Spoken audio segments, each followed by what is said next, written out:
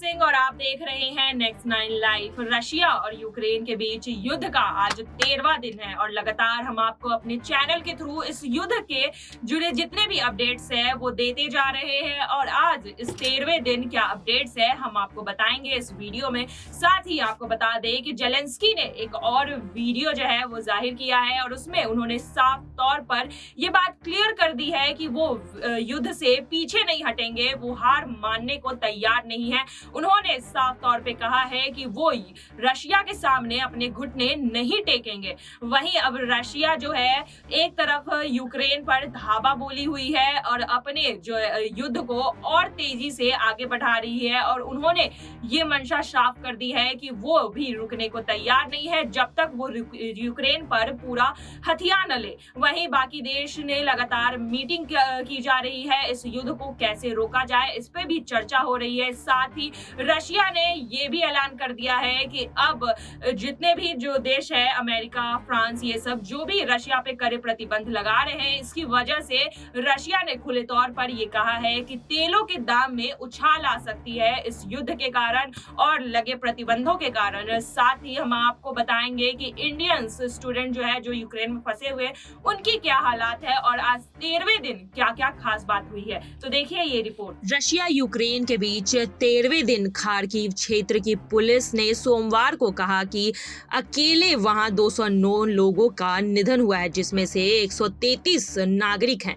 वहीं यूक्रेन के 20 लाख लोगों ने देश छोड़ दिया है। यूक्रेन नेशन ने बताया कि यूक्रेन पर हमले के बाद से लेकर अब तक कुल 20 लाख से ज्यादा लोगों ने पलायन किया है।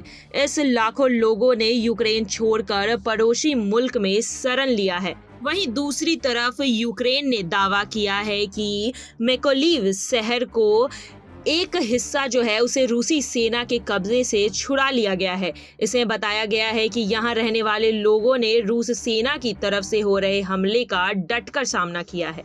वहीं यूक्रेन पर हमला जारी है।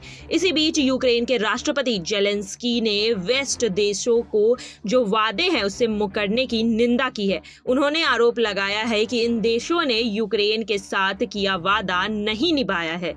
वहीं यूक्रेन के सूमी में रूसी हमले से 2 बच्चों सहित 9 लोगों का निधन हो गया है। वहीं भारत ने संयुक्त राष्ट्र सुरक्षा परिषद से ये कहा है कि अभी भी सूमी में जो है वो 700 से अधिक भारतीय छात्र फंसे हुए हैं और उन्हें निकालने का भरपूर प्रयास किया जा रहा है, लेकिन उनके लिए अभी भी कोई भी सुरक्षित गलियारा नहीं बन पाया है। इस पर उन्होंने चिंता भी जताई है और कहा है कि रूस और यूक्रेन दोनों से बार बार अपील करने के बाद भी पूर्वी यूक्रेन के शहर सूमी में फंसे भारतीय छात्रों को निकालने के लिए अभी भी कोई सुविधा उपलब्ध नहीं कराई जा रही है। वहीं यूक्रेन और रशिया युद्ध के बीच हमले में दूसरा परमाणु संयंत्र तबाह हो गया है। हमला हालांकि अभी तक रेडिएशन के लीक होने की खबर नहीं आई है, लेकिन खतरा जो है अभी भी बना हुआ है। वहीं रूस में 13वें दिन भी रूसी हमला जारी रखा है। इसी बीच आज रूस सेना ने यूक्रेन के सैन्य ठिकानों पर हमला किया है।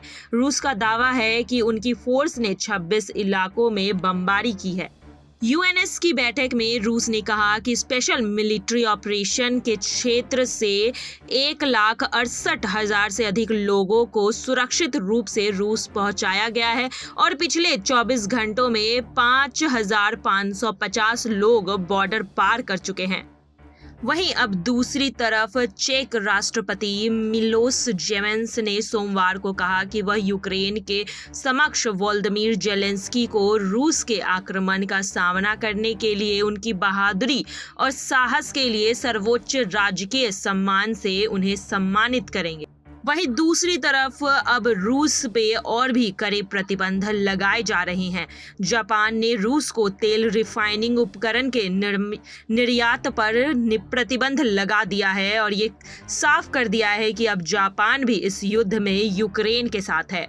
वहीं दूसरी तरफ क्रीनी मीडिया के मुताबिक सरकार ने ये फैसला लिया है कि यूक्रेन मार्शल लॉ के तहत सिपाहियों, पुलिस, नेशनल गार्ड और अन्य सैन्य व आपातकालीन सेवाओं के कर्मचारियों को तकरीबन $1000 मासिक भुगतान है, उसका ऐलान किया गया है। वहीं एक और अपडेट सामने आई है कि यूक्रेन के राष्ट्रपति वोलोदिमीर जेलेंस्की मंगलवार यानी कि आज रात को 10:30 बजे यूके हाउस ऑफ कॉमन्स में भाषण देंगे। वहीं संयुक्त राष्ट्र में भारत ने ये जानकारी दी है कि भारतीयों को स्वदेश लाने के लिए 80 से अधिक निकासी उड़ानें भरी जा चुकी है। उन्होंने इसमें कहा कि उनकी वापसी की सुविधा में यूक्रेन और उनके पड़ोसी देशों ने अधिकारियों द्वारा प्रदान की गई सहायता की सराहना की है। उन्होंने कहा है कि हम यूक्रेन से 20,000 से अधिक भारतीयों की सुरक्षित वापसी को सुगम बनाने में सफल रहे हैं। हमें अन्य देशों के नागरिकों को उनके संबंधित देशों में लौटने में भी सहायता की है। हम आने वाले दिनों में ऐसा करने के लिए तैयार रहेंगे। युद्ध के बीच अब डैमेज की भी खबरें सामने आ रही है कि कितना यूक्रेन को नुकसान हुआ है। यूक्रेनी मीडिया की ओर से ये दावा किया गया है कि रूस द्वारा किया जा रहा हमला, उसी के बीच यूक्रेनी ट्रांसपोर्टेशन को 10 अरब तक का नुकसान हुआ है। ये $10 अरब का नुकसान उन्होंने ऐसा बताया है कि ट्रांसपोर्टेशन के सेक्टर को हुआ है। वहीं यूक्रेन के इंफ्रास्ट्रक्चर मंत्री का भी यही दावा है कि हम इस डैमेज की भरपाई जो है वो 1 साल के अंदर कर लेंगे। वहीं जहां एक तरफ युद्ध जोरों शोरों से चल रहा है तो दूसरी तरफ दोनों देशों के बीच वार्ता की भी बातें हो रही है। रूस और यूक्रेन के बीच बेलारूस में आयोजित तीसरे दौरे की शांति वार्ता का कोई महत्वपूर्ण परिणाम नहीं निकला। रूस और यूक्रेन वार्ता महत्वपूर्ण परिणाम हासिल करने में एक बार फिर से विफल रहे। यूक्रेन प्रतिनिधि मंडल के एक सदस्य ने कहा कि यूक्रेन में मानवीय गलियारों के लॉजिस्टिक में सुधार के लिए कुछ छोटी प्रगति हुई है, लेकिन अभी भी इस युद्ध को कैसे विराम चिन्ह में बदला जाए, कैसे इस युद्ध पर विराम लगाया जाए, इसका अभी कोई भी निश्चित तौर से हल नहीं निकला है। वहीं अब युद्ध के बीच जेलेंस्की लगातार बयान देते हुए नजर आ रहे हैं। जेलेंस्की ने सीधा कहा है कि वो झुकने के लिए तैयार नहीं है। यूक्रेनी राष्ट्रपति जेलेंस्की ने कहा कि हम युद्ध नहीं चाहते, लेकिन दुश्मन को जीवन और जमीन से बाहर निकालने के लिए लड़ना होगा। जी हाँ, इस बीच उन्होंने अपने देशवासियों से भी यही अपील की है कि वो अपनी मातृभूमि के लिए लड़े और यहाँ पर यूक्रेन ने अपनी मंशा साफ कर दी है कि वो इस युद्ध से पीछे नहीं हटेंगे।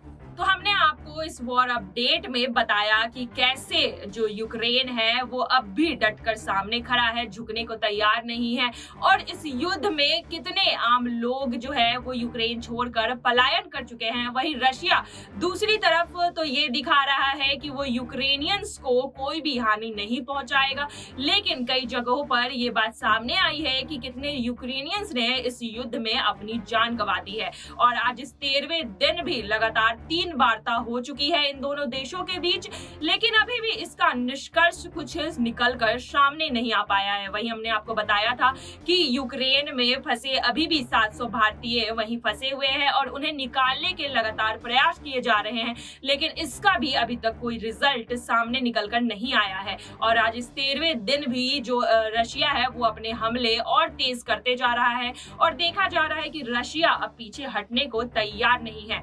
तो आज के लिए बस इतना ही। आगे की खबरों के लिए देखते रहिए नेक्स्ट 9 लाइव। धन्यवाद।